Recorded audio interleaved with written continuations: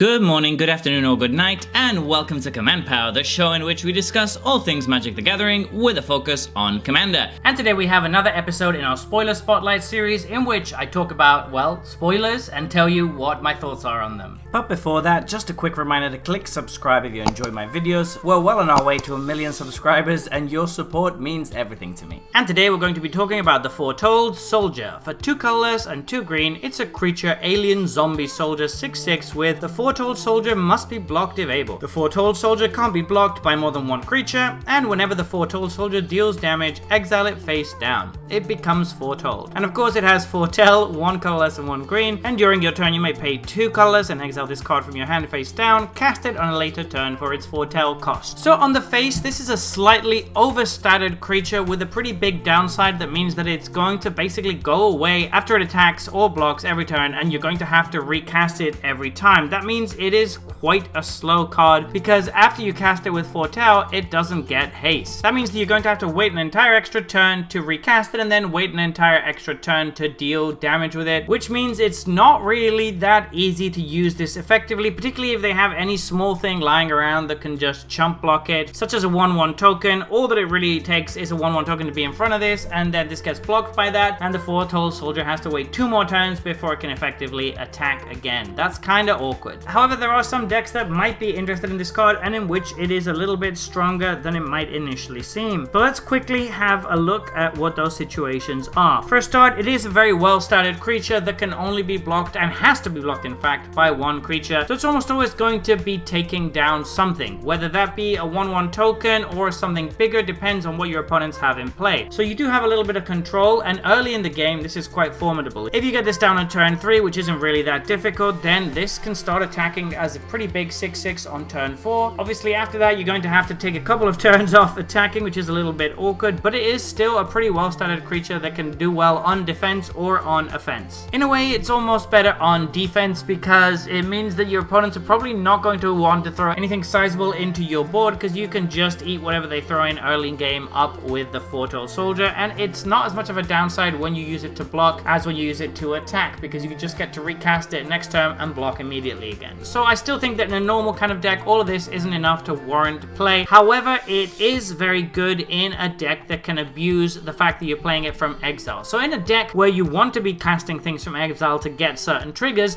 this becomes a much better card. So a good example of where this would be very good is in a Faldorn deck. So in that deck, you want to be casting stuff from exile, and casting this from exile every other turn is basically going to get you a 2/2 every other turn. That still wouldn't really be enough on its own, but when you factor in other cards that synergize with that, such as Passionate Archaeologist or Keeper of Secrets, then it starts to become a lot better. It's also very good, of course, with Nalfeshni. Seeing as the token copy you get was going to die at end of turn anyway, you don't care that much about it going into exile, so you're not too bothered about the downside in a deck that's running Nalfeshni. It's also very good with the 12th Doctor that we recently talked about. With the 12th Doctor, you can guarantee that you have something to demonstrate with this card because you're going to be able to cast it every other turn. That means that you can start dishing out copies of the Foretold Soldier to your opponents, and that's going to push the game forward very quickly. You're also getting a copy of a 6/6 every time you do that yourself, which means that you can save them up and build a huge board to eventually swing at someone with, or just keep them around and defend against someone attacking you with your wall of 6/6 blockers. It's quite good in that kind of situation. Obviously this card was initially created for the Paradox deck of the Doctor Who decks, and it's pretty good in that deck because you do get to play a lot of cards that benefit from stuff getting cast from places other than your hand, and they're all going to trigger whenever you use this card. And the fact that you can just kind of keep using it over and over means that the deck does get a nice little bit of inevitability, and in that deck they might even eventually have to use removal to stop you from just kind of running away with all of your triggers. So whilst it is a very niche card and a card that's going to fit in very specific decks, in those specific decks it can actually be pretty reasonable. Don't play it in any normal green deck because it's just not good enough really unless you have the exact synergies that this needs. But when you do have the synergies, definitely give this card a try because it's pretty strong. So there you have it. Those have been my thoughts on this new spoiler.